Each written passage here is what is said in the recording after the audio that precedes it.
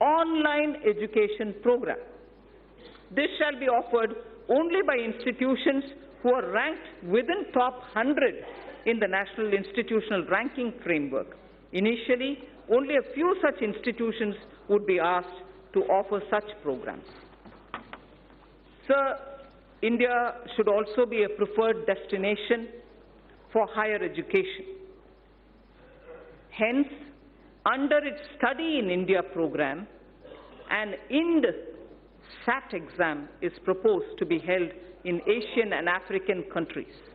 It shall be used for benchmarking foreign candidates who receive scholarships for studying in Indian higher education centers. A national police university and a national forensic science university are being proposed in the domain of policing science, forensic science, and cyber forensics. There is a shortage of medical doctors. There is a shortage of qualified medical doctors, both general practitioners as well as specialists. In order to meet this requirement, it is proposed to attach a medical college to an existing district hospital in PPP mode. Those states that fully allow facilities of the hospital to the medical college and wish to provide land at a concession would be able to receive viability gap funding from the center. Details of the scheme would be worked out soon, so we aim to have at the district level, with hospitals which are being extended for medical college training and also for producing more doctors, viability gap funding will also be extended. So the National Board of Examination imparts PG medical qualification, diploma and fellow of National Board, DNB and FNB. The government will therefore encourage large hospitals with sufficient capacity to offer resident doctors the DNB and FNB courses under the National Board of Examinations. There exists a huge demand for teachers, nurses, paramedical staff, and caregivers all abroad. There exists a huge demand abroad for teachers, nurses, paramedical staff, and caregivers. However, their skill sets many a time do not match the employer's standards and therefore need to be improved. I propose that a special bridge course be designed by the Ministries of Health, Skill Development, together with professional bodies to bring in equivalence. Language requirements of various countries need also to be included. All these should be achieved through a special training package. Our government proposes to provide about 99,300 crores for education sector in 2021 and about 3,000 crores for skill development. So I move to the second theme, economic development. Aspirational India, economic development and caring society. I'm now talking on economic development. And in economic development, industry, commerce, and investment are the ones which come first in our. So the most important thing as an introduction I'd like to say here, the guilds of Saraswati Sindhu civilization and the Harappan seals are remarkable. Saraswati Sindhu civilization is about 4,000 before the Common Era. The seals in particular, belong to 3,300 BCE, before the Common Era. Words from the Indus script, which are all hieroglyphs, have been deciphered. Words from those hieroglyphs have been deciphered. Interesting words which we need to know when we're talking about commerce and industry. Commerce and trade-related words show how India for a millennia has been a continuing civilization with rich skills in metallurgy, rich skills in trading, and so on. Sreni is a word found in the Harappan seals, which means guild. Seti is a word found in the Harappan seals, which means wholesale merchant. Seti was a wholesale merchant in the Sindhu civilization, Saraswati Sindhu civilization. Poddar is an assayer of metal into treasury. And also, India is a continuing maritime power in terms of commerce and industry. Sakara Kholmi is using word which shows blacksmithery and also iron and tinsmithery existed that time. So India's commerce, India's industry, India's trade in such materials which were all unique to India have existed and continues to exist over the millennia. So entrepreneurship has always been the strength of India. That's the point I wanted to explain. I'm sure many members already know it, and therefore they are a bit restless. Entrepreneurship has always been the strength of India. Even today, young men and women have given up greener pastures elsewhere to contribute to India's growth. They are risk-taking and come up with disruptive solutions to festering challenges. Equally, established old industries are resetting themselves in a changing global domestic situation. Global and domestic situation. We recognize the knowledge, skills, and risk-taking capacities and capabilities of our youth. He is no longer a job seeker. He is a creator of jobs. Now we wish to create more opportunities and remove roadblocks from this path. I propose to set up an investment clearance cell that will provide end-to-end facilitation and support, including pre-investment advisory, information related to land banks, and facilitate clearances at the center and also in the state level. It will work through a portal. There is a case for maximizing the benefits of three separately developing economic activities: the upcoming economic corridors, revitalization of manufacturing activities, and technology and the demands for aspirational classes. We have to benefit from their convergence. Hence, it is proposed to develop 5 new such smart cities in collaboration with states and in PPP mode. Such sites would be chosen that offer the best choices in terms of the aforementioned principles. India needs to manufacture networked products that will make it a part of global value chains. This in turn gets more investment and generates more employment for our youth. Electronics manufacturing industry is very competitive, and India has shown its cost advantages. The potential of this industry in job creation is immense. India needs to boost domestic manufacturing and attract large investments in the electronics value chain. Here I propose a scheme focused on encouraging manufacture of mobile phones, electronic equipment, and semiconductor packaging. The details will be announced sooner. With suitable modifications, this scheme can be adapted for manufacturing of medical devices too. India, sir, imports significant quantity of technical textiles worth $16 billion every year. To reverse this trend and to position India as a global leader in technical textiles, a national technical textiles mission is proposed with a 4-year implementation period from 2020-21 to 23-24 at an estimated outlay of 1,480 crores. Honorable Speaker, sir,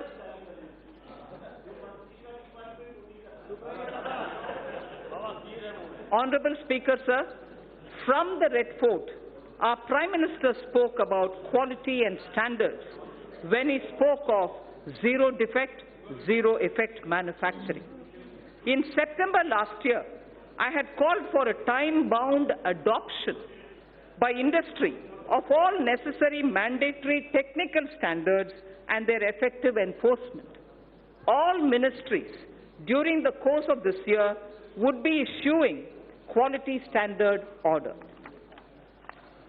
So to achieve higher export credit disbursement, a new scheme, NIRVIC, is being launched, which provides for higher insurance cover, reduction in premium for small exporters, and simplified procedure for claim settlements.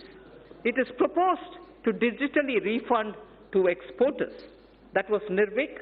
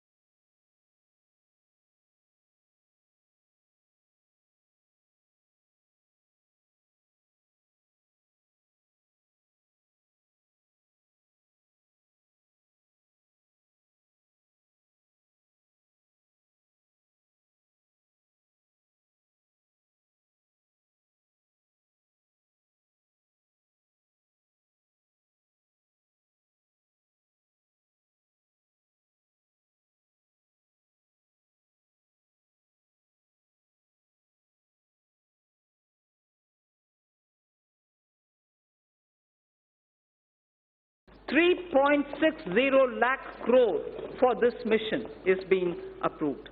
This scheme also places emphasis on augmenting local water resources, recharging existing sources, and will promote water harvesting and desalination.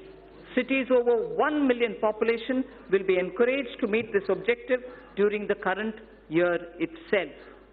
During the year 2021, this scheme would be provided a budget exclusively of 11,500 crores.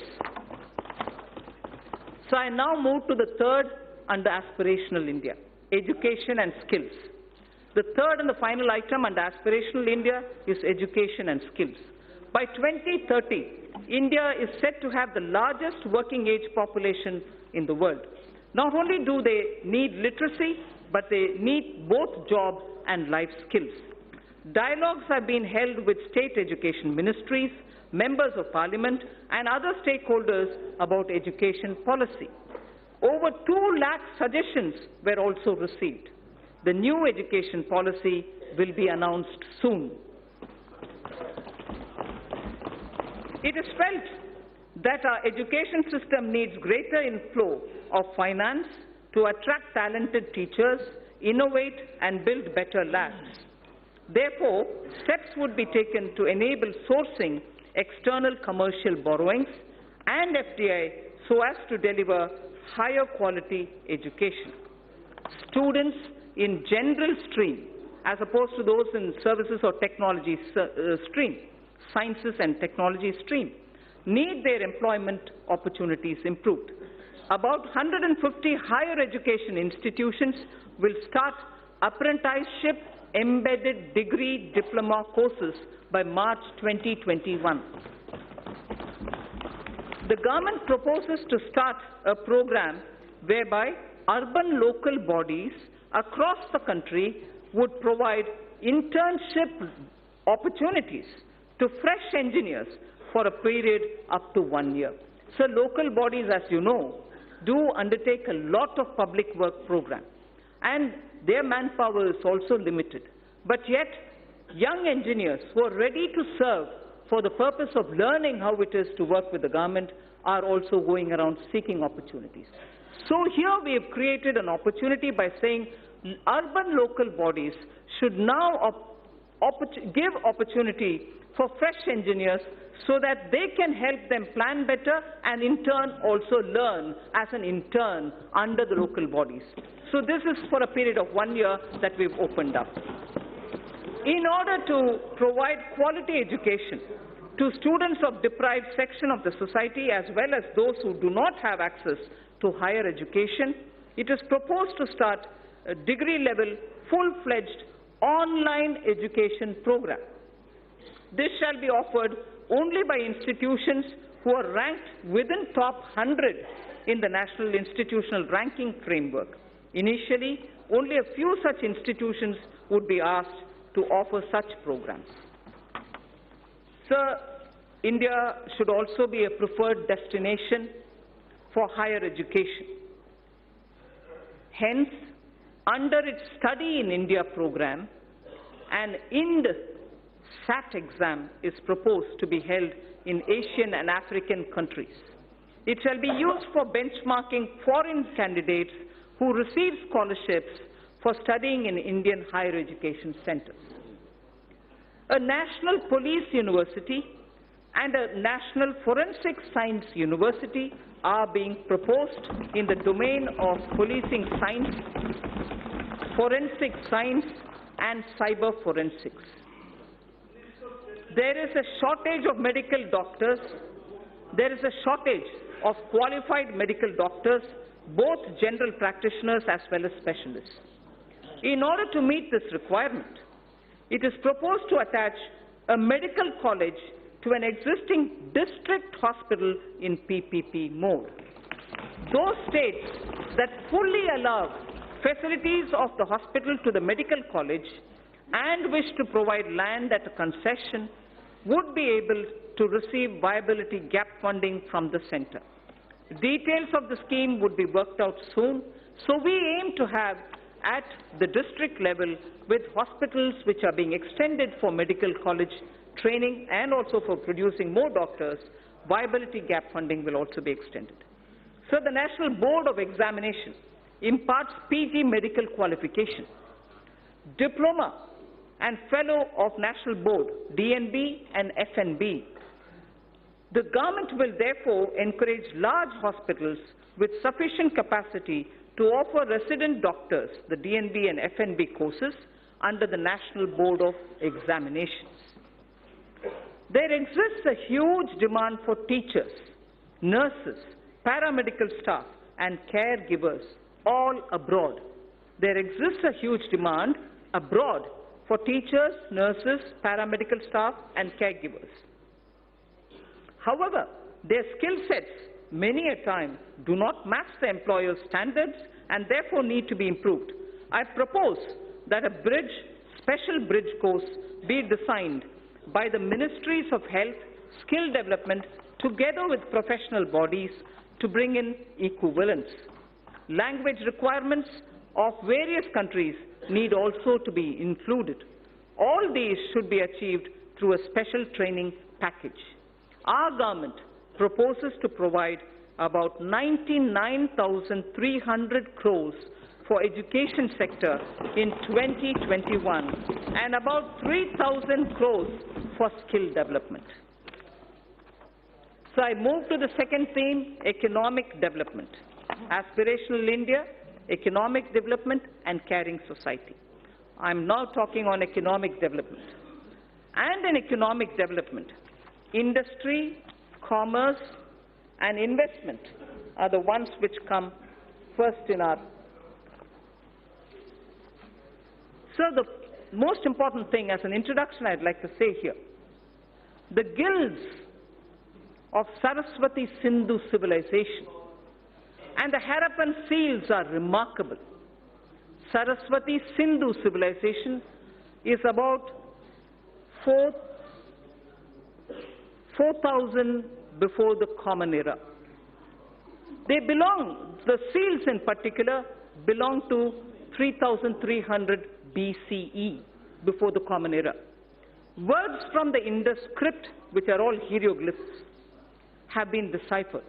Words from those hieroglyphs have been deciphered.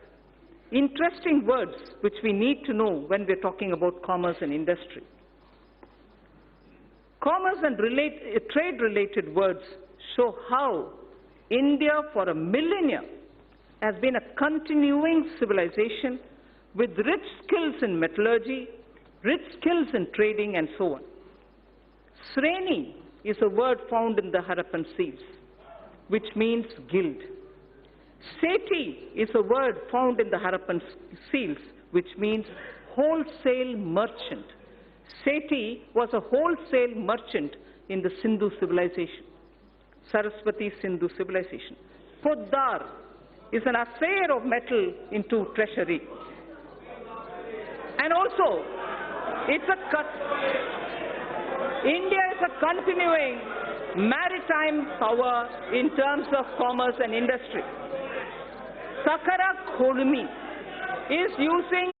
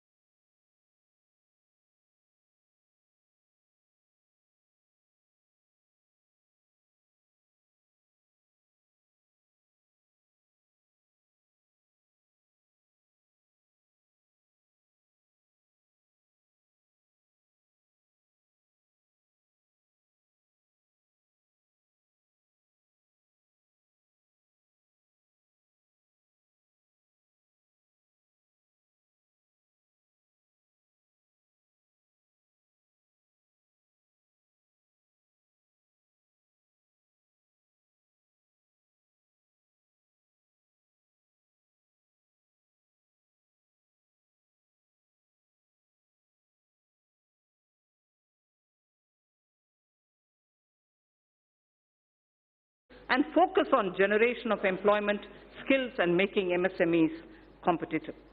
So also, accelerated development of highways will be undertaken. This will include development of 2,500 kilometer access control highways, 9,000 kilometers of economic corridors, 2,000 kilometers of coastal and land port roads, and 2,000 kilometers of strategic highways. The Delhi-Mumbai Expressway and 2 other packages would be completed by 2023. Chennai-Bengaluru Expressway would also be started. So the fast-track mechanism encourages us towards greater commercialization of our highways so that NHAI can raise more resources. I propose to monetize at least 12 lots of highway bundles of over 6,000 kilometers before 2024. In carrying out its duty, the Indian Railways performs a service to the nation. Within 100 days of assumption of this government, it has commissioned 550 Wi-Fi facilities in as many railway stations. It has eliminated unmanned level crossings and aims to achieve electrification of 27,000 kilometers of tracks. This will call, obviously, for optimization of costs. Railways has small operating surplus. About Indian Railways, there are 5 measures, among other things, that I wish to highlight. Setting up a large solar-powered capacity. Setting up a large solar power capacity alongside the rail tracks on the land owned by railways. A proposal is under consideration. 4 station redevelopment projects and operation of 150 passenger trains would be done through PPP mode. The process of inviting private participation is underway. More Tejas-type trains will connect iconic tourist destinations. High-speed train between Mumbai and Ahmedabad would be actively pursued. 148-kilometer Bengaluru suburban transport project at a cost of 18,600 crores would have fares on metro model. Central government would provide 20% of the equity, and it will also facilitate external assistance up to 60% of the project cost. Sir, our seaports need to be more efficient. Technology has to be used to improve performance. A governance framework keeping with global benchmarks needs to be put in place. This government would consider corporatizing at least one major port and subsequently its listing on the stock exchanges. Inland waterways received a boost. Inland waterways received a boost in the last 5 years. The Jal Vikas Marg on National Waterway 1 will be completed. Further, the 890-kilometer Dhubri-Sadiyar connectivity in Assam will be done by 2022.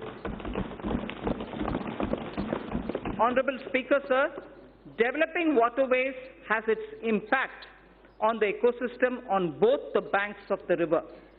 Our Prime Minister has conceptualized Arth Ganga. Plans are afoot to energize economic activity along the river banks. Air traffic has been growing rapidly in the country as compared to global average. 100 more airports would be developed by 2024 to support the Udaan scheme. It is expected that the air fleet number shall go up from the present 600 to 1,200 during this time itself.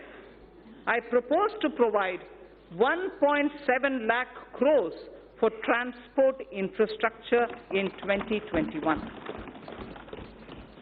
So taking electricity to every household has been a major achievement of this government. However, the distribution sector, particularly the DISCOMs, are under financial stress.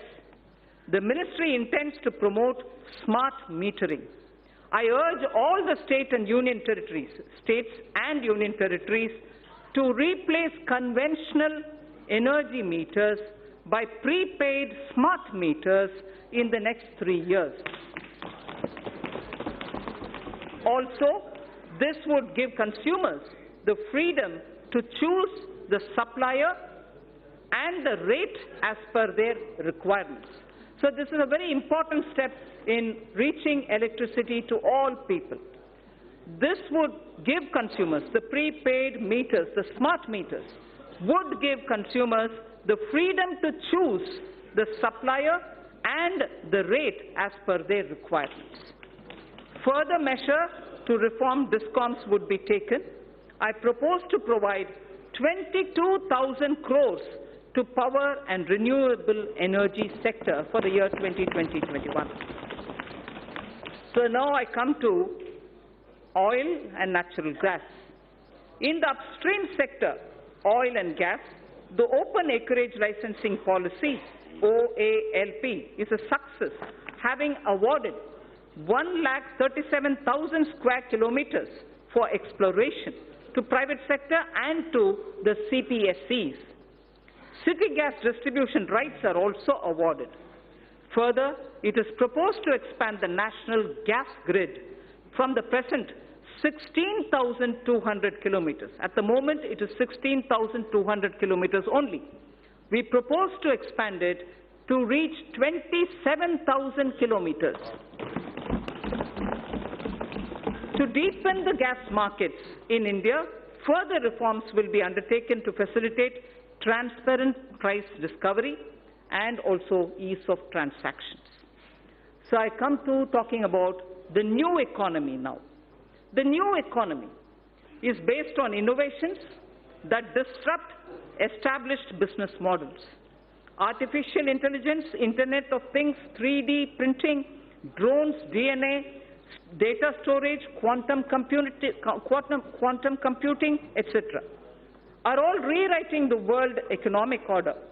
India has already embraced a new paradigm, such as the sharing economy with aggregator platforms, displacing conventional businesses. Government has harnessed new technologies to enable direct benefit transfers and financial inclusion on a scale like never before. It's now a cliche, data is the new oil. And it is true that analytics, fintech, and Internet of Things are changing the way we deal with our lives. To take advantage of this, I propose to bring out soon a policy to enable private sector to build data center parks throughout the country. Building data center parks throughout the country. It will enable our firms to skillfully incorporate data in every step of their value chains. Our vision is that all public institutions at the Gram Panchayat level, such as Anganwadis, health and wellness centers, government schools, PDS outlets, post offices, and police stations will all be provided with digital connectivity. So, the fiber to home FTTH connections through BharatNet will link 100,000 Gram Panchayats this year itself. 1 lakh Gram Panchayats this year itself will be connected to the optical fiber FTTH program. It is proposed, therefore, to provide 6,000 crores to BharatNet program 2020-21. We need to expand the base for knowledge-driven enterprises. Intellectual property creation and protection will play an important role. Several measures are proposed in this regard, which will benefit the startups. A digital platform would be promoted that would facilitate seamless application and capture IPRs. Also, in an institute of excellence, a center would be established that would work on the complexity and innovation in the field of intellectual property. Honourable Speaker, sir, knowledge translation clusters would be set up across the different technology sectors, including new and emerging sectors, for designing, fabrication and validation of proof of concept, and further scaling up technology clusters, harbouring such test beds and small-scale manufacturing facilities would be established. Mapping of India's genetic landscape is critical for next-generation medicine, agriculture, and for biodiversity management. To support this development, we will initiate 2 national-level science schemes to create a comprehensive database. The government proposes to provide early life funding, including seed fund, to support ideation and development of early-stage startups. So critical to our quantum technology. Quantum technology is opening up new frontiers in computing, communications, cybersecurity, with widespread applications. It is expected that a lot of commercial applications would emerge from theoretical constructs which are developing in this area. It is proposed to provide an outlay of 8,000 crores over a period of 5 years for the national mission on quantum technologies and applications. India would probably be the 3rd biggest and pioneering nation if we are able to break into this technology of quantum technology related to computing and other applications. Sir, I come to the 3rd theme, the last theme in my part A, after which, of course, I will speak of a few others. Caring society. In our 3rd theme, we focus on women and child, social welfare, culture and tourism, and also on environment and climate change. Women and child and social welfare, sir. I am pleased to inform the House that Beti Bachao, Beti Padhao has yielded tremendous results. Gross enrollment. Sir, if you hear the data, I think it's important not to politicize issues related to women. Beti Bachao, Beti Padhao has yielded tremendous results.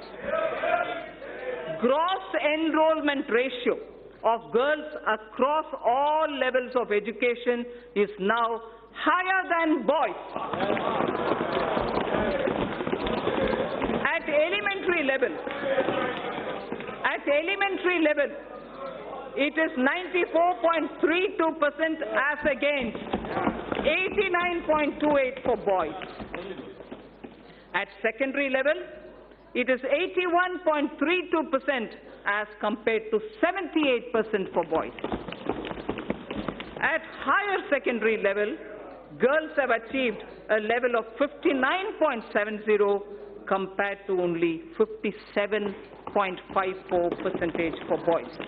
So girls are actually, under Beti Padhao, benefiting from the scheme. Health of mother.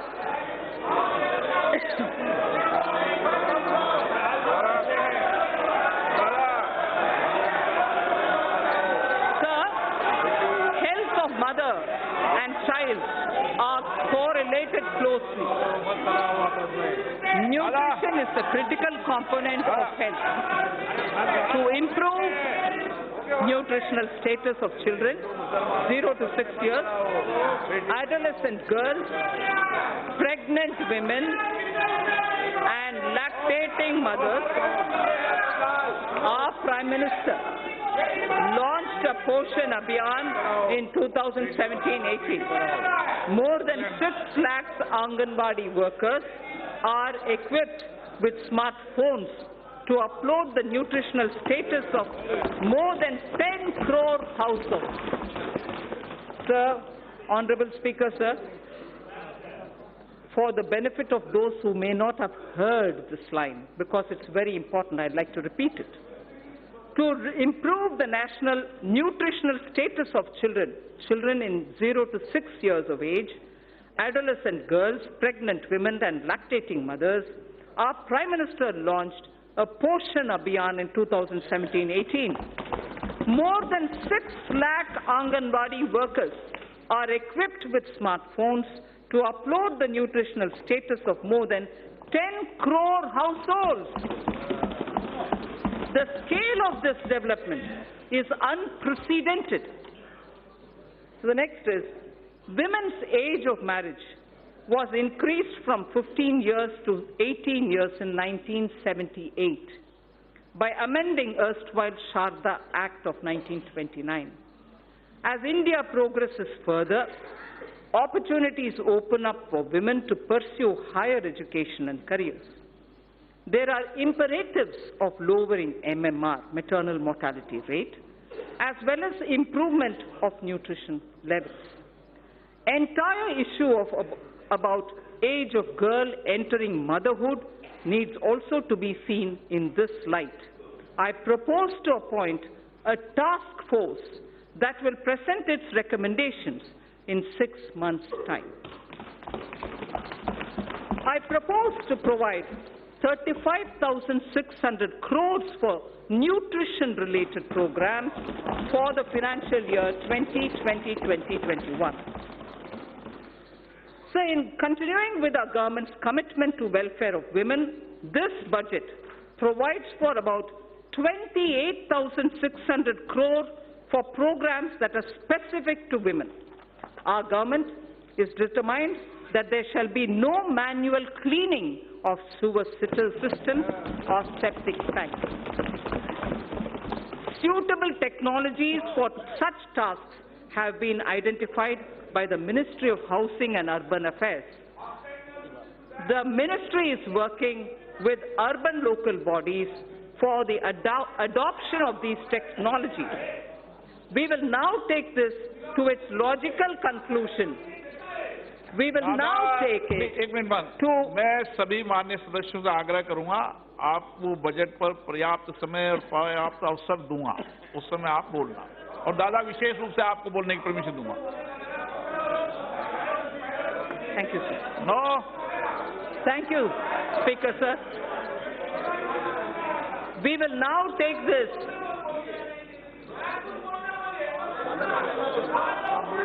We will now take this to its logical conclusion through legislative and institutional changes. Financial support for wider acceptance of such technologies will be provided. In furthering this government's commitment towards the welfare of scheduled castes and other backward classes, I propose a budget provision of about 85,000 crores for 2020-21 for scheduled castes and other backward classes. I repeat, I propose a budget provision of about 85,000 crores for 2020-21. In furthering the development and welfare of scheduled tribes, sir, I provide in the budget for the year 2020-21 an amount of 53,700 crores. For scheduled tribes, I repeat, we provide 53,700 crores. This government is mindful of the concerns of senior citizens and Divyang. Accordingly, an enhanced allocation of about 9,500 crore is being provided for 2020-21. So now I move to the second of the third topic theme that I have, which is culture and tourism. Our government proposes to establish an Indian Institute of Heritage and Conservation under Ministry of Culture. It shall have the status of a deemed university to start with.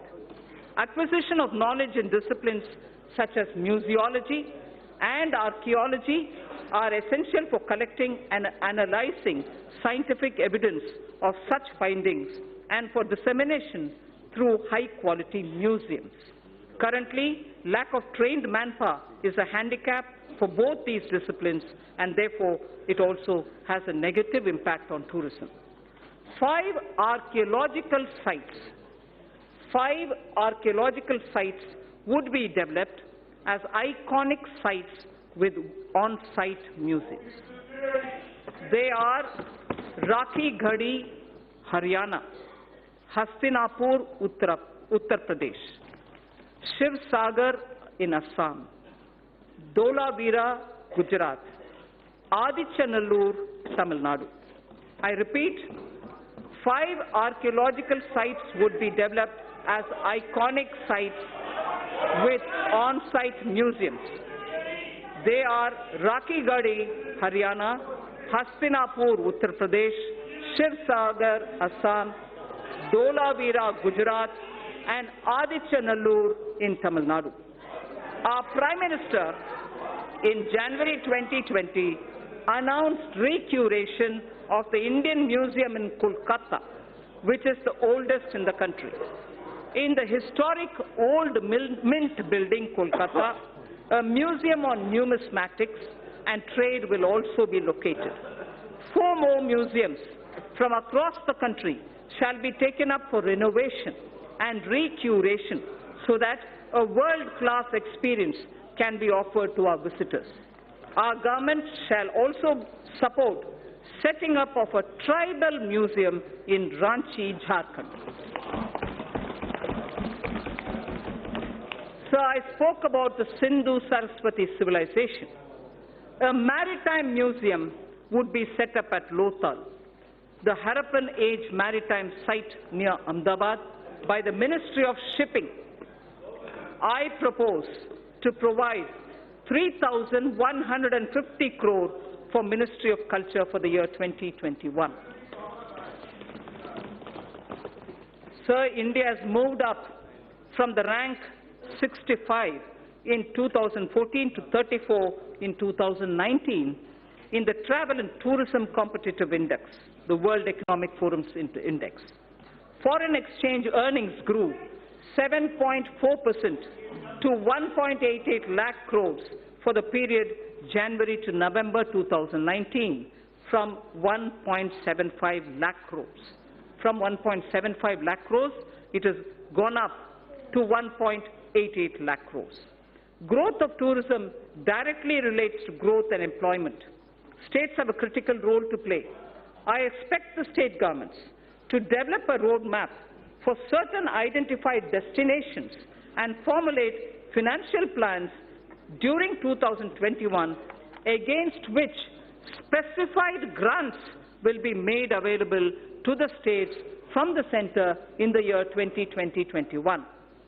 For purpose of tourism promotion, sir, I propose to allocate 2,500 crores for 2020-2021. So I now move to the third under this theme, environment and climate change. In September 2019, the Prime Minister has launched the Coalition for Disaster Resilient Infrastructure with its secretariat in Delhi. This global partnership is the second such initiative, international initiative, after the launch of, as members would recall, after the launch of International Solar Alliance. That was in 2015. This global partnership will help in addressing a number of sustainable development goals, as also the aims of Sendai framework. It will enhance climate change adaptation with a focus on disaster-resilient infrastructure. India submitted its nationally determined contribution under the Paris Agreement in 2015 on a best effort basis, keeping in mind the development imperative of our country. Its implementation effectively begins from 1st January 2021. Our commitments as action will be executed in various sectors. Honourable Speaker, sir, I interrupt here only to say this is a very important point because a lot of our commitments which have been given in the Paris Climate Change Conference on best effort basis will start kicking in from 1st January 2021. Our commitments as action will be executed in various sectors by the departments and ministries concerned through a normal budget process. They will do it through the normal budgeting process. There are, however, yet thermal power plants that are old and their carbon emission levels are very high. For such power plants, we propose that utilities running them would be advised to close them if their emission is above the preset norms. The land so vacated can be put to alternative uses. In large cities having population above 1 million, clean air is a matter of concern. I'm sure a lot of our members will be keen to know about what steps are being taken for cities and clean air. The government proposes, Honourable Speaker, to encourage such states that are formulating and implementing plans for ensuring cleaner air in cities above 1 million. Parameters for the incentives would be notified by the Ministry of Environment, Forests and Climate Change. Allocation for this purpose is 4,400 crores for 2020-2021. So there is something which, before I move to talking about governance, because the three themes that I put before the members is coming to a close, I fall back on the wise words of Thiruvalluvar.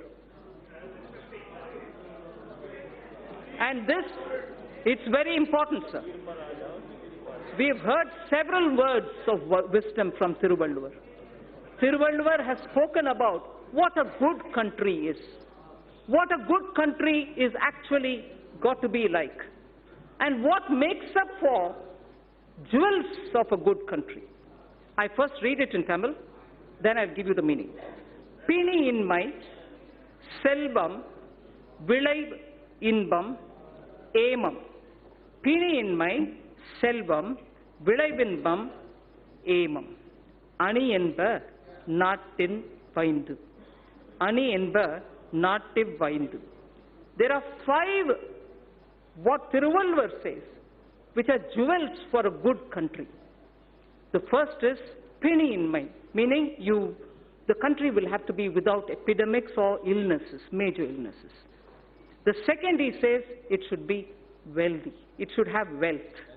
It should have wealth. Vilaivu. It should also have velachal. In the sense, from the fields, it should have good crop. It should have inbam. It should have happiness. It also should have aimam, which is security and safety of the country. Sir, the 5 jewels. 5 jewels.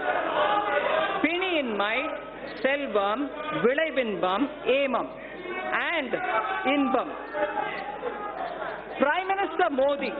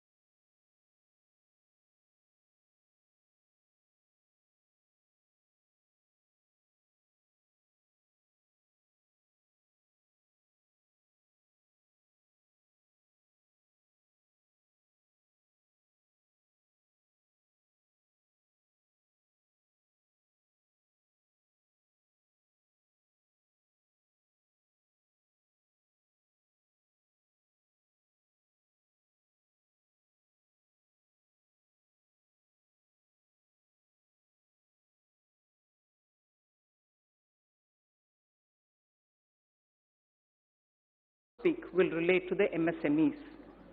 MSMEs are vital to keep the wheels of our economy moving. They also create jobs, innovate, and also risk takers, and they are risk takers. Several measures for the MSMEs have been taken in the past few years. There are more steps proposed in this budget also. I propose to make necessary amendments to the Factor Regulation Act 2011. This will enable NBFCs to extend invoice financing to the MSMEs through TREDS, thereby enhancing the economic and financial sustainability. Working capital credit remains a major issue for the MSMEs.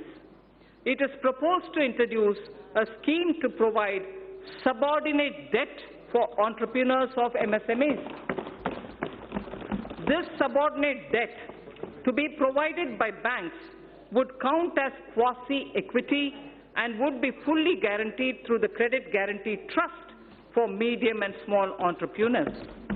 The corpus of the CGT MSE would accordingly be augmented by the government.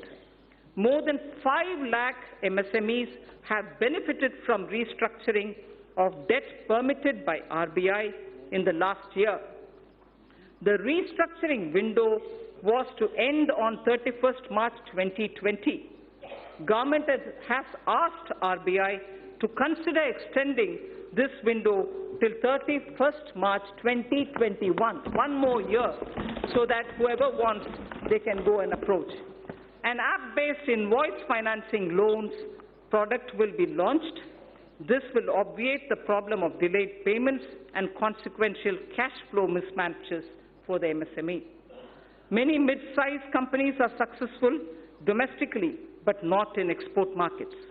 For selected sectors such as pharmaceuticals, auto components, and others, we propose to extend hand-holding support for technology upgradations, R&D, business strategy planning, and so on. A scheme of 1,000 crore rupees will be anchored in the Exim Bank together with the SIDBI. Both these institutions would contribute 50 crores each. This 100 crore would be achieved towards equity and technical assistance. Debt funding of 900 crores from banks would be made available. Sir, financial markets. I would like to give a few of the major steps and initiatives being taken by the government for the financial markets. Last year in my budget speech, sir, I had mentioned about deepening the bond markets. To achieve the aspirational growth rate, we would require flow of capital in our financial system. A lot of work has been done on this in consultation with the RBI.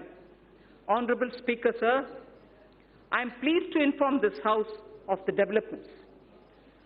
Certain specified categories of government securities would be opened fully for non-resident investors, apart from being available to domestic investors also.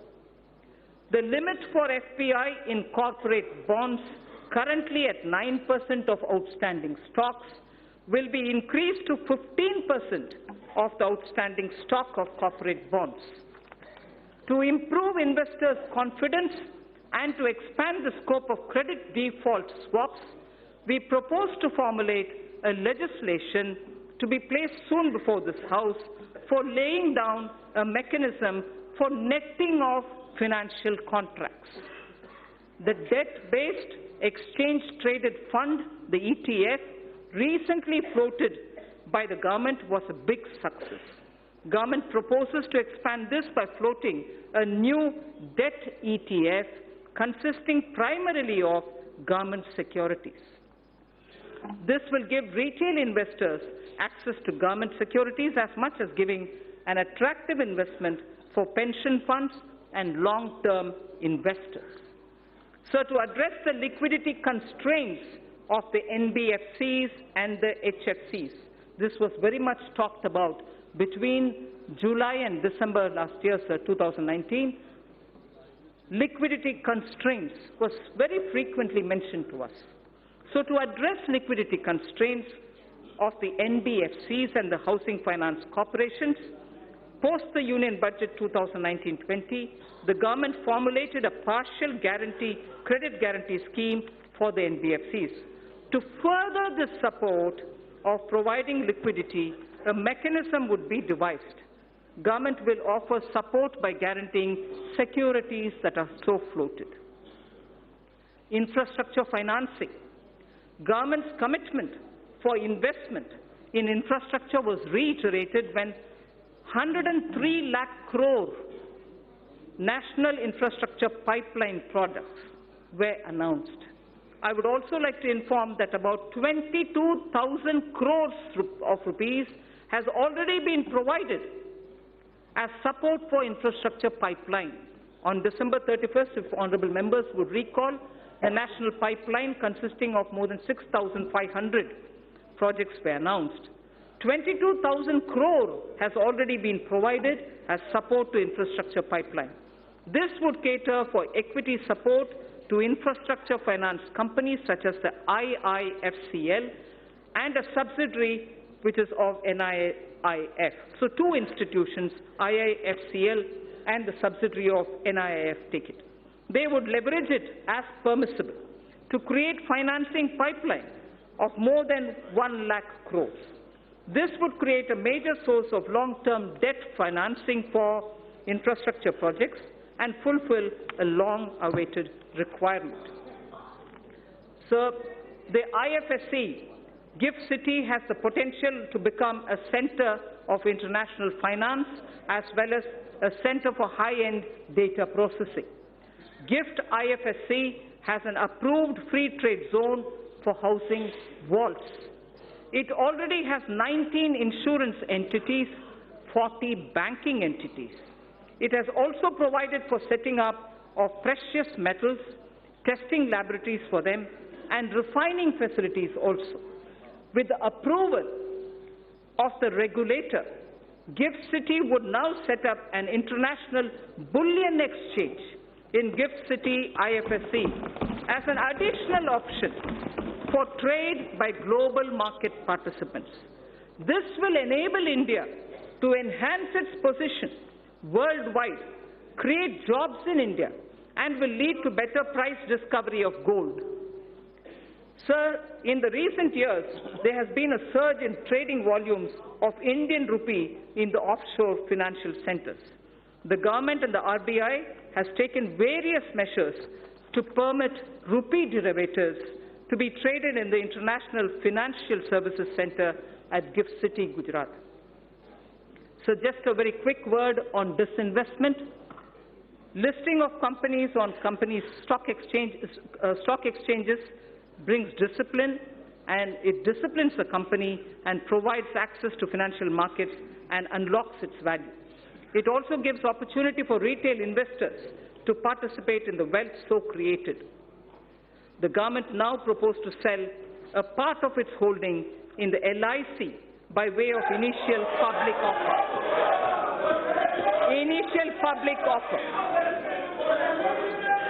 Sir, fiscal management. The 15th Finance Commission. The 15th Finance Commission has given its first report pertaining to financial year 2020-2021. In the spirit of cooperative federalism, I am pleased to announce that we have in substantial measure accepted the recommendations of the Commission. The Commission would submit its final report to the President during the latter part of the year for 5 years beginning 2021-22. It is decided to transfer to the GST Compensation Fund balances due out of the collection of the years 2016-17 and 17-18 in 2 installments. Hereinafter, transfers to the fund would be limited only to the collection by way of GST compensation cess. A fundamental overhaul of centrally sponsored schemes and central sector schemes is necessary so that we can align them with emerging social and economic needs of tomorrow, and to ensure that scarce public resources are spent optimally. Recently, there has been a debate over transparency and credibility of the projected fiscal numbers.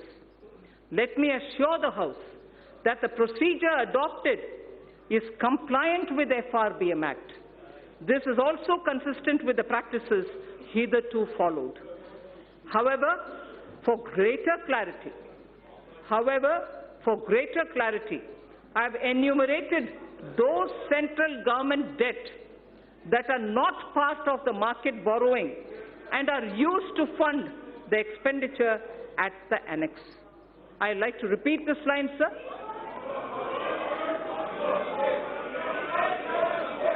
I'd like to repeat this line, sir. For greater clarity, I have enumerated those central government debts that are not part of market borrowing and are used to fund the expenditure at the annex. Servicing of interest and repayment of these debts, servicing of interest and repayment of these debts, as hitherto done, are done out of Consolidated Fund of India. So now I come to some numbers. Revised estimates of expenditure for the financial year 2019-20 are at a level of 26.99 lakh crores, and the receipts are estimated at 19.32 lakh crores. We have estimated nominal growth of GDP for the year 2020-21 on the basis of trends available at 10%. Accordingly,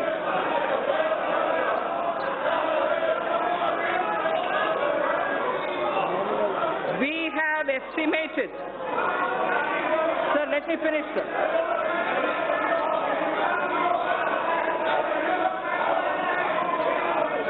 So we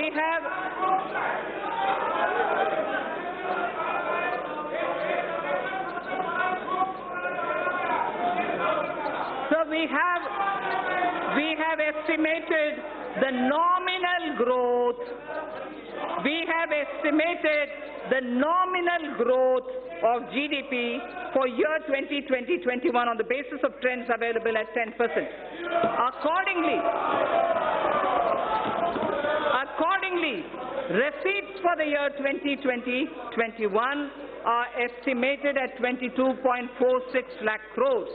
And keeping in mind commitment of the government towards various schemes and the need for improvement of the quality of life, level of expenditure has been kept at 30.42 lakh crores. Sir, during the year, government has unfailingly worked towards keeping up capital expenditure.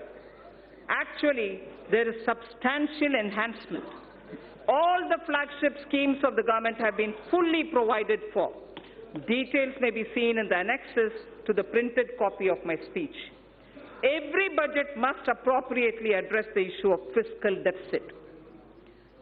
Every budget must appropriately address the issue of fiscal deficit. Recently, government has undertaken very significant tax reforms for boosting investment. However, expected tax buoyancy will take time. We estimate a fiscal deficit of 3.8% in RE 2019-20 and 3.5% for BE 2020-2021. This estimation is consistent with the government's abiding commitment to macroeconomic stability, and it comprises of A, 3.3 for year 2019-20 and 3 for the 2020-2021 budget estimate, and B, Section 4.2 of the FRBM Act, which provides for a trigger mechanism for a deviation from the estimated fiscal deficit on account of structural reforms in the economy with unanticipated fiscal implications.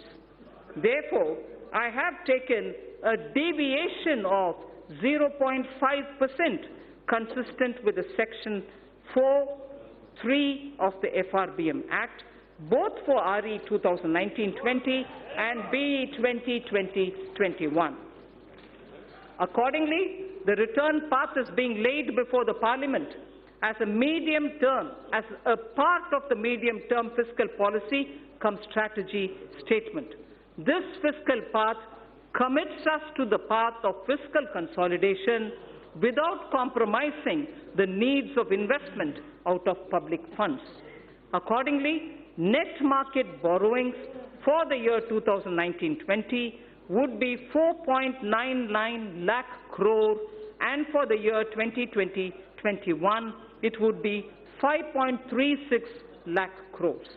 A good part, this is very important, sir, a good part of the borrowings of the financial year 2020-21 would go towards capital expenditure of the government that has been scaled up by more than 21%. As I had previously mentioned, another about 22,000 crores have already been allocated for equity to fund certain specified infrastructure finance companies who would leverage it manifold and provide much-needed long-term finance for infrastructure sector. That should spur the growth impulses in the economy. So I would now move to Part B of my speech.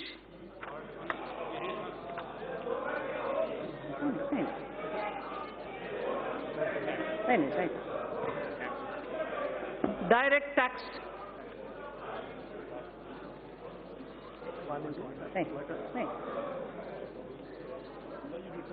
No, thanks. Sir, Part B of my speech starts with direct tax, sir. Honourable Speaker, sir, our government has spearheaded radical fiscal measures to ensure that Indian economy continues to tread the path of high growth. There are times when countries are competing with each other like never before to become the most attractive destination for doing business. Therefore, to make sure that India stays globally competitive and a favoured destination for investment, we took a bold historic decision of reducing the corporate tax rate for new companies in the manufacturing sector to an unprecedented level of 15%. Similarly, for the existing companies, the rate has also been brought down to 22%, which is the lowest in the world now. This will enable companies to expand their businesses and make fresh investments in the coming future. Though we will have loss of substantial revenue due to these measures in the short run, I am certain that our economy will reap huge returns on this score in due course. So one quick verse from Raghuvamsa, written by Kalidasa.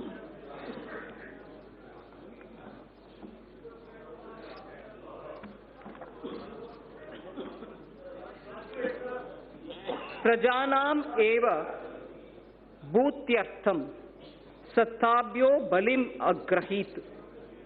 Prajanam eva bhutyartham sattabhyo balim agrahit. Sahasra gunam utsrashtam adatte hi rasam ravihi. Surya, the sun, collects vapor from little drops of water. He collects only from little drops of water. So does the king. They give back copiously. They collect these from the people only for their well-being. So the collection of taxes or the vapor from the water drops are only from small trickles, but they all go back to the people manifold. So the purpose of taxation and also the way in which it is done has been voiced even then. And this, in Raghuvamsa, refers to the Purvaja or the elders belonging to Ikshvaku dynasty, father of Ayodhyapati Rama, Dilipa, grandfather. It refers to Dilipa, the king. So in continuation of the reform measures already taken so far, the tax proposals in this budget will introduce further reforms to stimulate growth, simplify tax structure, bring ease of compliance, and reduce litigation. Personal income tax and simplification of taxation. So in the interim budget of 2019, our government exempted individuals having income up to 5 lakh of rupees from paying any income tax. Presently, an individual pays 20% on income between 5 lakh and 10 lakh and 30% on income between 10 lakh. That's the prevailing matrix. Further, currently the Income Tax Act is riddled with various exemptions and deductions which make compliance by the taxpayer and administration of Income Tax Act by the tax authorities a burdensome process. It is almost impossible for a taxpayer to comply with income tax law without taking the help from professionals. In order to provide significant relief to the individual taxpayers and to simplify the income tax law, I propose to bring a new simplified personal income tax regime wherein income tax rates will be significantly reduced for the individual taxpayers who forego certain deductions and exemptions. Under the new regime, sir, an individual shall be required to pay tax at the reduced rate of 10% for income between 5 lakhs to 7.5 lakhs against the prevailing 20%. So anyone who's earning between 5 to 7.5 lakhs, sir, today pays 20%. We are now reducing it in the new regime, which is devoid of exemptions, to 10% only. So 20% comes down to 10%. Sir, the next example. For income between 7.5 lakhs to 10 lakhs, I earlier said about 5 to 7.5, now I'm saying about 7.5 to 10 lakh. So for income between 7.5 lakh to 10 lakh, he or she will pay at the reduced rate of 15% only against the current prevailing 20%. Sir, similarly, for the income between 10 lakhs to 12.5 lakhs, presently the tax is 30%. For income between 10 lakh to 12.5 lakh, the present prevailing rate is 30%. That is now being brought down to 20% only. Sir, the income between, I spoke about 10 to 12.5 lakhs. Now, 12.5 lakhs to 15 lakhs will be taxed. At the moment, 12.5 to 15 lakhs is taxed at 30%. Now, those earning between 12.5 lakhs to 15 lakhs will be charged at 25% only. Sir, incomes above 15 lakhs will be continued at 30%, but no exemptions at all. Those earning up to 5 lakhs shall not pay any tax either in the old regime or in the new regime. So the proposed tax structure will provide significant relief to taxpayers and more so to those in the middle class. I just want to very clearly read out 0 to 2.5 lakhs exempt now, will be exempt in the new scheme also. 2.5 lakhs to 5 lakhs, 5% now will be 5% in the new tax rate. 5 to 7.5 lakhs, 20% now will become 10% in the new rate. 7.5 to 10 lakhs, 20% now will be 15% in the new. 10 to 12.5 lakhs, 30% now will now come to 20%. 12.5 to 15 lakhs, 30% now, 25% in the new rate. Above 15 continues at 30%. In the new tax regime, sir, substantial tax benefit will accrue to a taxpayer depending upon the exemptions and deductions claimed by him. For example, just to make it clear, for example, a person earning 15 lakh of rupees in a year and not availing any deductions whatsoever will pay 1,95,000 as compared to 2,73,000 that is paying now in the old regime. So his tax burden shall be reduced by 78,000 rupees. That will be the reduction in the tax that he has to otherwise pay. Then this is the example of somebody who earns 15 lakhs. He would still be a gainer. He would still be a gainer in the new regime, even if he was taking deduction of 1.5 lakh under various sections of Chapter 6A of the Income Tax Act under the old regime. The new tax regime, sir, shall be optional for taxpayers, so there's no compulsion. Those who want to be in the old regime can continue to be in the old regime, in the old rates, in the whole sets of exemptions and deductions. But those who wish to come into the new are welcome to come into the new.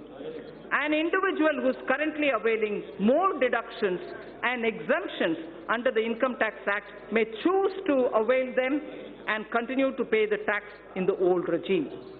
A new personal tax income tax rate will entail estimated revenue foregone of 40,000 crores per year.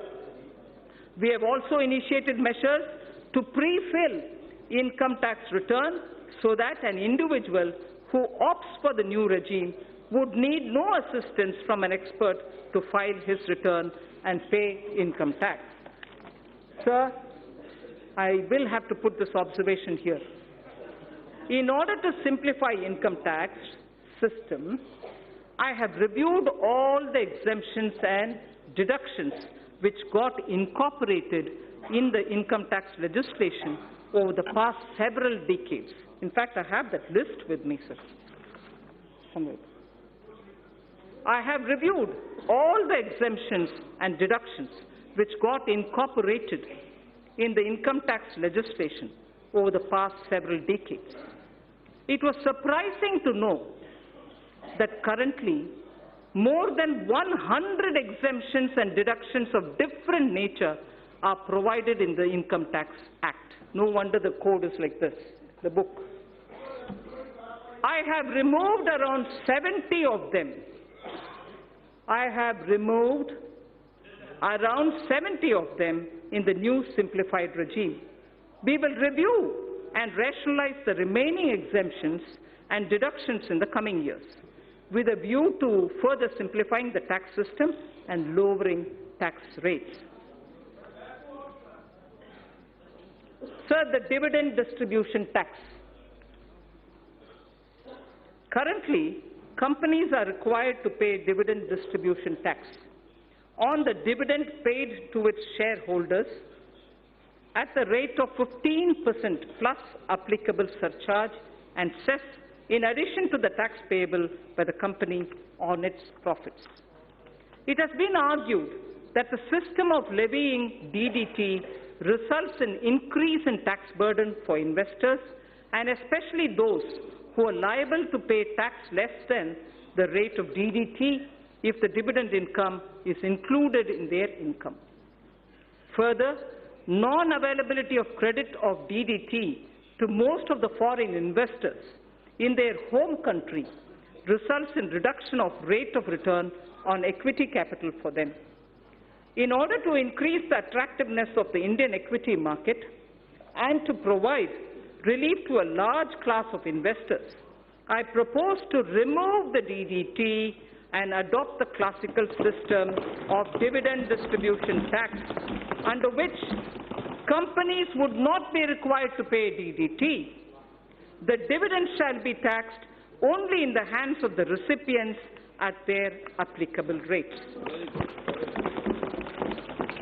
Further, in order to remove the cascading effect, I also propose to allow deduction for the dividend received by holding company from its subsidiary. The removal of DDT will lead to estimated annual revenue foregone of 25,000 crores. This is another bold move, sir, which will further make India an attractive destination for investment. Sir, a concessional rate for electricity generation companies.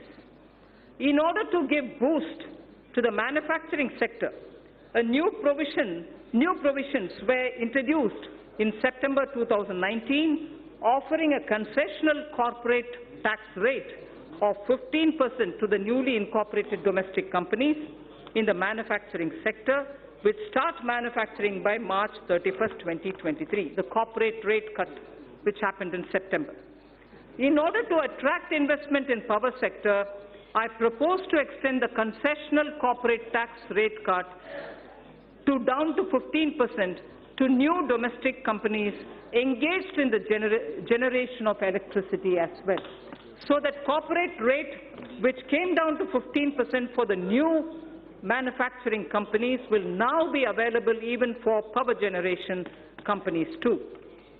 So tax concession for foreign investments. In order to incentivize the investment by foreign sovereign wealth funds of foreign governments in the priority sector, I propose to grant 100% tax exemption to their interest, dividend and capital gains income in respect of investment made in infrastructure and other notified sectors before 31st March 2024 with a minimum lock-in period of 3 years. Honourable Speaker, sir, in order to make available foreign funds at lower cost, I propose to extend the period of concessional withholding rate of 5% under Section 194LC for interest payment to non-residents in respect of monies borrowed and bonds issued up to 30th June 2023. I also propose to extend the period up to 30th June 2023 for lower rate of withholding of 5% under Section 194LD for interest payment to foreign portfolio investors and qualified foreign investors in respect of bonds issued by Indian companies and government securities. I further propose to extend the concessional rate of withholding of 5% under Section 194LD to the interest payment made on the municipal bonds. In order to incentivize listing of bonds at IFSC exchange, I propose to further reduce the withholding rate from 5% to 4% on interest payment on the bonds listed on its exchanges. Startups. Startups have emerged as an engine of growth for our economy. Over the past year, our government has taken several measures to handhold them and support their growth. During their formative years, startups generally use Employee Stock Option Plan, the ESOP, to attract and retain highly talented employees. ESOP is a significant component of compensation for these employees. Currently, ESOPs are taxable as perquisites at the time of exercise. This leads to cash flow problem for the employees who do not sell the shares immediately and continue to hold the same for long term. In order to give a boost to the startup ecosystem, I propose to ease the burden of taxation on the employees by deferring the tax payment by 5 years or till they leave the company or when they sell their shares, whichever is the earliest. Further, an eligible startup having turnover of up to 25 crores is allowed a deduction of 100% of its profits for 3 consecutive assessment years out of 7 years, if the total turnover does not exceed 25 crore rupees. In order to extend this benefit to larger startups also, I propose to increase the turnover limit from existing 25 crores to 100 crores. Moreover, considering the fact that in the initial years, a startup may not have adequate profit to avail this deduction, I propose to extend the period of eligibility for claim of deduction from the existing 7 years to 10 years. So the corporate rate cut in September has led to a lot of cooperatives who are asking for level playing field. Cooperative societies play an extremely important role in our economy in facilitating access to credit, procurement of inputs, and marketing of products to their members. These cooperatives are currently taxed at the rate of 30% with surcharge and cess. As a major concession, and in order to bring parity between cooperative societies and corporates, I propose to provide an option to the cooperative societies to be taxed at 22% plus 10% surcharge and 4% cess with no exemption or deductions. Further, I also propose to exempt these cooperative societies from alternative minimum tax, the AMT, just like companies under the new tax regime are exempted from minimum and alternative tax, the MAT. MAT for corporate tax, corporates were removed, and similarly now AMT for the cooperatives is also being moved. Medium and small and micro enterprises, the MSMEs, currently businesses having turnover of more than 1 crore rupees are required to get their books of accounts audited by an accountant. In order to reduce the compliance burden on small retailers, traders, shopkeepers who comprise the MSME sector, I propose to raise by 5 times the turnover threshold for audit from the existing 1 crore to 5 crores. So up to 5 crores, there wouldn't be a requirement for auditing of their accounts. Further, in order to boost less cash economy, I propose that the increased limit shall apply only to those businesses which carry out less than 5% of their businesses and business transactions in cash. So we wish to move to greater digitization. Affordable housing. For realization of the goal of housing for all and affordable housing, in the last budget, I had announced an additional deduction of up to 1,50,000 rupees for interest paid on loans taken for the purchase of an affordable house. The deduction was allowed on housing loans sanctioned on or before 31st March 2020. In order to ensure that more persons avail this benefit and to further incentivize the affordable housing, I propose to extend the date of loan sanction for availing this additional deduction by 1 more year. Further, in order to boost the supply of affordable houses in the country, a tax holiday is provided on the profits earned by developers of affordable housing projects approved by 31st March 2020. In order to promote the affordable housing projects, I propose to extend the date of approval of affordable housing projects for availing the tax holiday by 1 more year again. I propose to extend the date of approval of affordable housing projects for availing this tax holiday by 1 more year. So next is the concession to real estate transactions. Currently, while taxing income from capital gains, business profits, and other sources in respect of transactions in real estate, if the consideration value is less than the circle rate by more than 5%, the difference is counted as income both in the hands of the purchaser and the seller.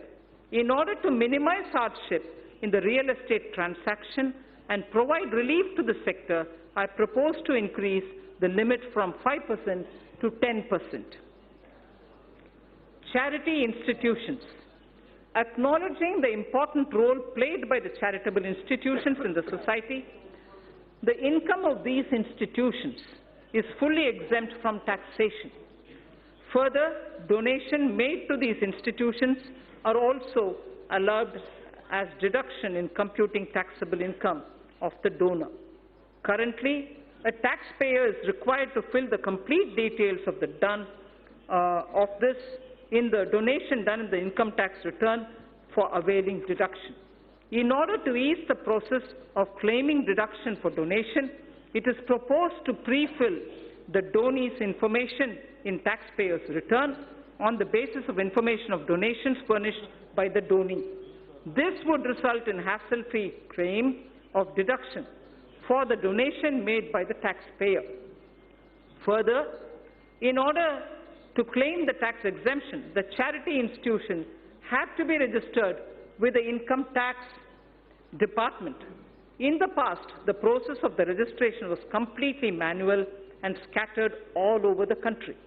In order to simplify the compliance for the new and existing charity institutions, I propose to make the process of registration completely electronic, under which a unique registration number shall be issued to all new and existing charity institutions.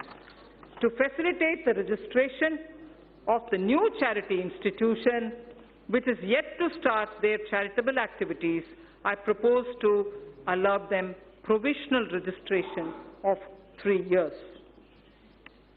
Faceless appeals. Our government is committed to bringing in transformational changes so that maximum governance is provided with minimum government. In order to impart greater efficiency, transparency, and accountability to the assessment process, a new faceless assessment scheme has already been introduced. Currently, most of the functions of the income tax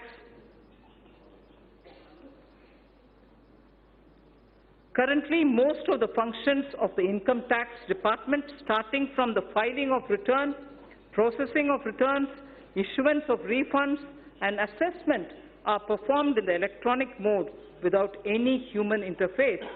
In order to take the reforms initiated by the department to the next level and to eliminate human interface, I propose to amend the Income Tax Act so as to enable faceless appeal on the lines of faceless assessment. So faceless assessment was done, now faceless appeals will also be possible. Sir, Honourable Speaker, Vivad se Vishwas scheme. Vivad se Vishwas scheme. No dispute, but only trust scheme. If I can say it in English, no dispute, but trust scheme. Vivad se Vishwas scheme. Sir, in the past, our government has taken several measures to reduce tax litigations. In the last budget, Sabka Vishwas scheme was brought in to reduce litigation in indirect taxes. It resulted in settling over 1,89,000 cases. Currently, there are 4,83,000 direct tax cases. 4,83,000 direct tax cases pending in various appellate forums, Commissioner of Appeals, Income Tax Appellate Tribunal, High Court, Supreme Court, and so on. This year, I propose to bring a scheme similar to the indirect tax Sabka Vishwas scheme for reducing the litigation even in the direct taxes. Under the proposed Vivad se Vishwas scheme, a taxpayer would be required to pay only the amount of disputed tax and will get complete waiver of interest and penalty provided he pays by 31st March 2020. Those who avail this scheme after 31st March 2020 will have to pay some additional amount, but even then they can come in. The scheme will remain open till 30th June 2020. So the first thing is 31st March 2020, where you just pay the disputed tax amount, no penalty, no interest. In case you don't do it before that, you move over to 30th June, but where you pay some additional amount. Taxpayers in whose cases appeals are pending at any level can benefit from this scheme. I hope that taxpayers will make use of this opportunity to get relief from vexatious litigation process. So, losses of merged banks. As part of consolidation of the financial sector, our government has brought out schemes for merger and amalgamation of public sector banks in order to ensure that amalgamated entities are able to take the benefit of unabsorbed losses and depreciation of the amalgamated entities. I propose to make necessary amendments to the provision of the Income Tax Act. Taxpayers' Charter. I mentioned it briefly in Part A. Any tax system requires trust between taxpayers and the administration. This will be possible only when taxpayers' rights are clearly enumerated. Towards this end, and with the objective of enhancing the efficiency of delivery system of the Income Tax Department, I propose to amend the provisions of the Income Tax Act to mandate the Central Board of Direct Taxes, CBDT, to adopt a taxpayer's charter. The details of the contents of the charter will be notified soon. Instant PAN through Aadhaar. In the last budget, I had introduced the interchangeability of PAN and Aadhaar, for which necessary rules were already notified. In order to further ease the process of allotment of PAN, soon we will launch a system under which PAN shall be instantly allotted online on the basis of Aadhaar without any requirement for filling up of detailed application form. Sir, our government brought in the GST as a historic reform of the indirect taxes in 2017. We also took a path-breaking step of simplifying and rationalizing corporate tax in September 2019. More importantly, we offered a rate of corporate tax which perhaps is the lowest in the world. Continuing on this path, we have now put the personal income tax at its lowest ever rate and totally removed the DDT at the company's hands. Further, the direct taxes are now the lowest, simplest, and the smoothest. Direct tax on the startups have also seen many reformatory steps in quick succession. Even ease of compliance is seeing unprecedented changes. Last but not the least, personal interface with tax administration is at the minimum level. So last, indirect tax. Indirect tax, sir. As I mentioned earlier in Part A of my speech, reforms are continuing in the GST. A simplified return shall be implemented from 1st April 2020. This is under the pilot run. It will make return filing simple with features like SMS-based filing for nil return, return pre-filling, improved input tax credit flow, and overall simplification. Refund process has been simplified and has been made fully automated with no human interface. Electronic invoice is another innovation wherein critical information shall be captured electronically in centralized system. It will be implemented in a phased manner starting from this month itself on optional basis. It will facilitate compliance and return filing. Several measures have been taken for improving compliance. That has been a worry for many of the states, sir. Aadhaar-based verification of taxpayers is being introduced.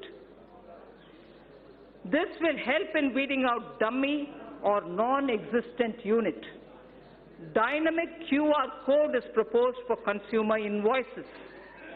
GST parameters will be captured when payment for purchases is made through the QR code.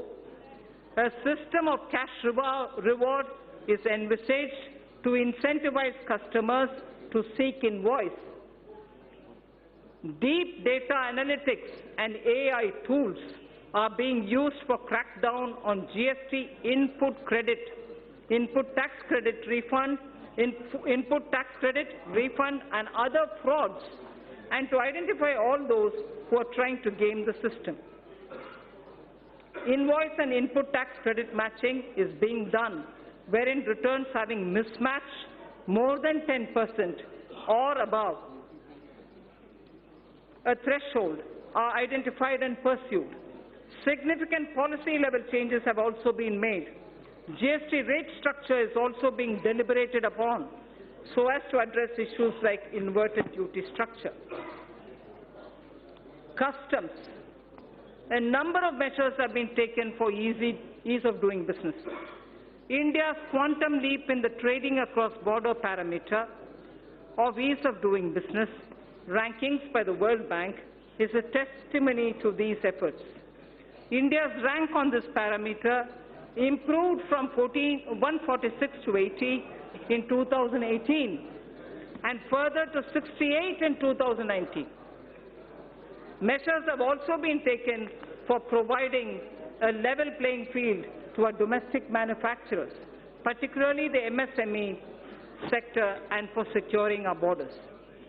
It has been observed that imports under free trade agreements are on the rise. Undue claims of FTA benefits have posed threats to domestic industry. Such imports require stringent checks. In this context, suitable provisions are being incorporated in the Customs Act. In the coming months, we shall review rules of origin requirements, particularly for certain sensitive items, so as to ensure that FTAs are aligned to the conscious direction of our policy.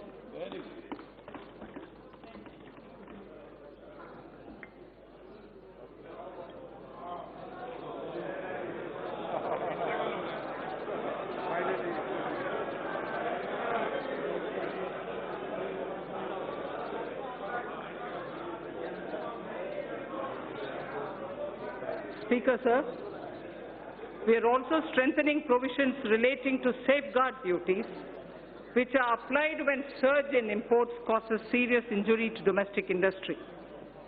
Amended provisions shall enable regulating such surge in imports in a systematic way.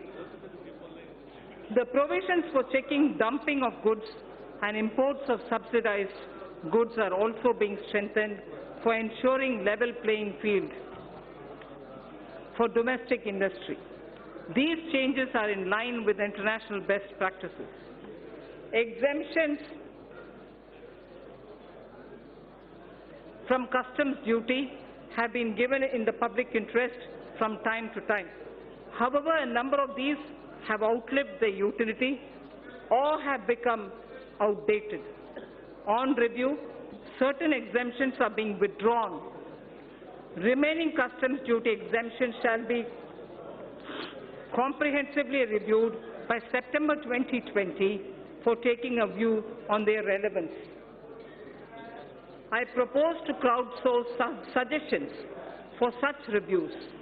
Suggestions would also be invited in respect of the customs laws and procedures for aligning them with the needs of changing times.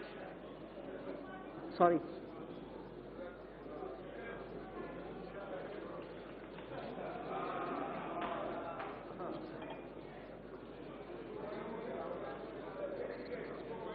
Labor-intensive sectors in MSME are critical for employment generation. Cheap and low-quality imports are impediment to our growth. Special attention has been taken to put measured restraint on import of these items which are being produced by our MSMEs with better quality.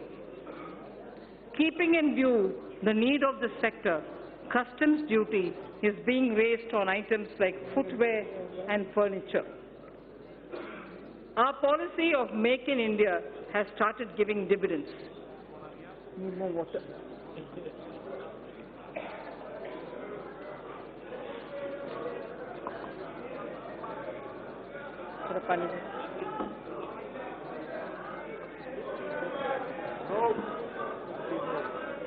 Our policy Our policy of Make in India has started giving dividends. India is now making world-class goods and exporting such products. We have made considerable progress in medical equipments too. Thank you. We have made considerable progress in medical equipment too. Till a few weeks back, we were dependent on imports for medical equipment. Now, not only we are manufacturing medical equipment, but also exporting them in large quantities. This sector deserves furder fillip. Government has also been committed to provide health services to all.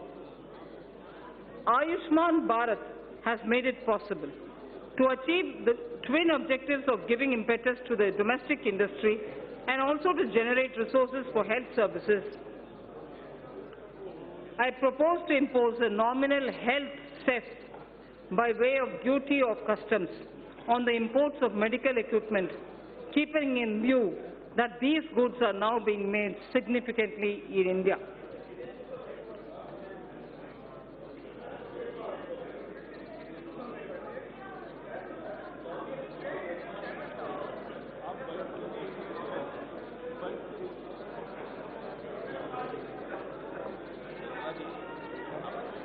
I'm fine.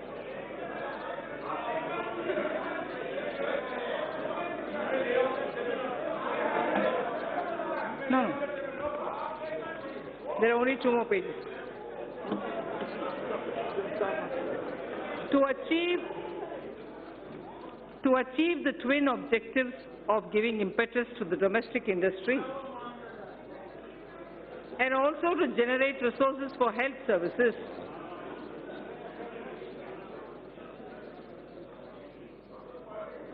I propose to impose a nominal health cess.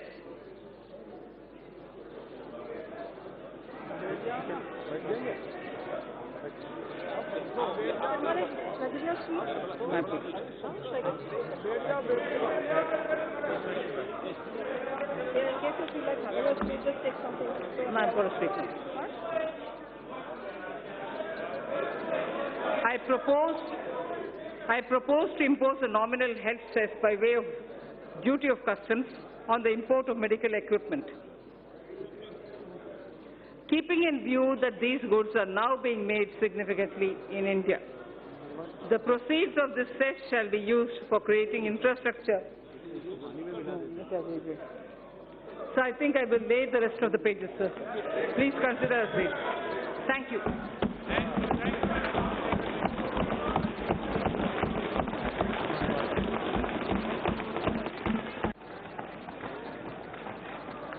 माननीय सदस्य please, माननीय सदस्य